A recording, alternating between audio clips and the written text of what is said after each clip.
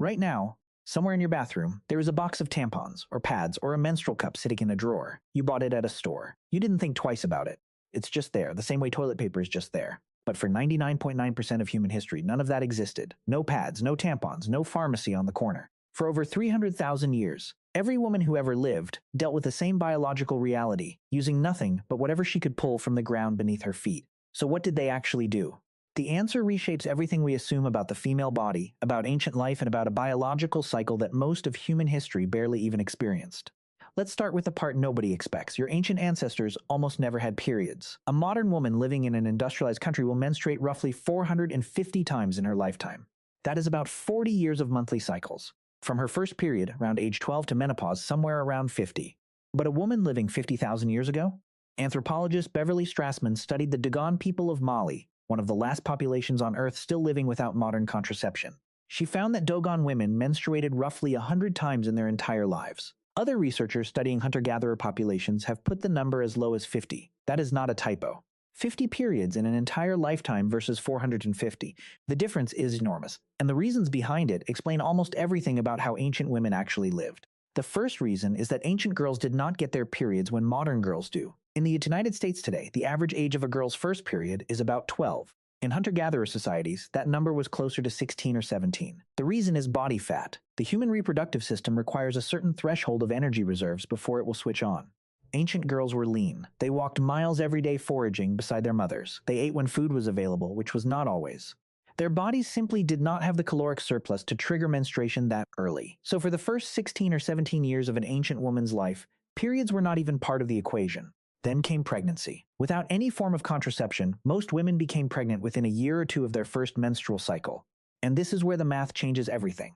Pregnancy lasts 9 months. During those 9 months, no menstruation. Then comes breastfeeding, and not the kind you see today. Among the Kungsan people of the Kalahari Desert, mothers breastfed their children on demand, sometimes dozens of times per day for 3 to 4 years straight. This constant nursing triggered a condition called lactational amenorrhea. The body produces high levels of the hormone prolactin during intense breastfeeding, and prolactin suppresses ovulation entirely. No ovulation means no period. So a typical ancient woman's reproductive life looked something like this. First period around 16 or 17. Pregnant within a year, 9 months of pregnancy. 3 to 4 years of breastfeeding with no cycle at all. Then maybe a few months of menstruation before becoming pregnant again.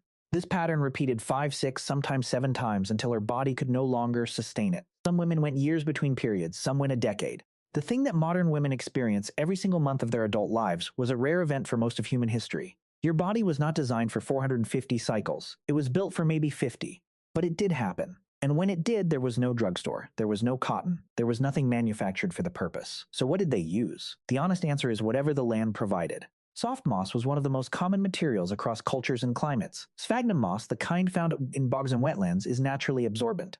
It can hold up to 20 times its own weight in liquid. Women packed it between their legs or wrapped it inside strips of soft animal skin to hold it in place. In drier regions, they used dried grass, bark fibers, or pieces of animal hide. Some groups used nothing at all. Ethnographic accounts from indigenous communities around the world describe women simply wearing dark wraps or skirts during menstruation, or allowing the blood to flow freely while continuing their day.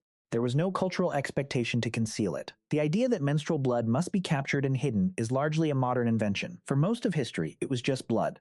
But here is what is more interesting than what they used. It is what they did.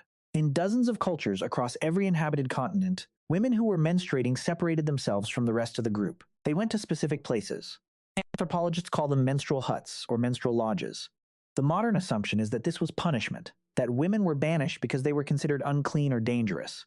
But the anthropological record tells a different story. Among the Yurok people of Northern California, a menstruating woman was considered to be at the height of her spiritual power. Seclusion was not exile, it was concentration. She was removed